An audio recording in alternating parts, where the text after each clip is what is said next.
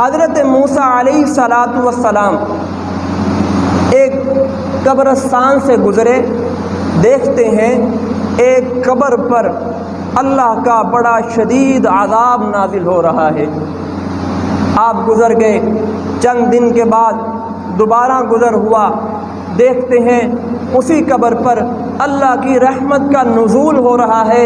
جس قبر پر اللہ کا عذاب نازل ہو رہا تھا، آج وہ قبر جنت کا باغ بن گئی ہے۔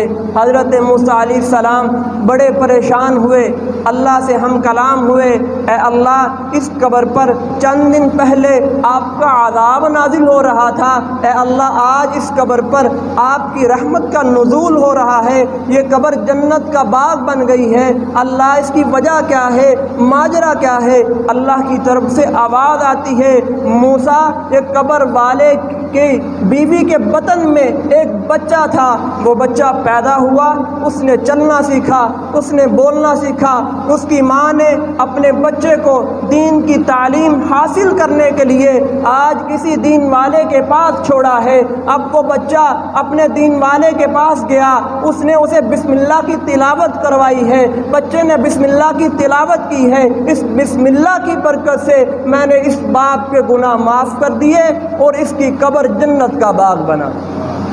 یہ بسم اللہ کی برکت ہے۔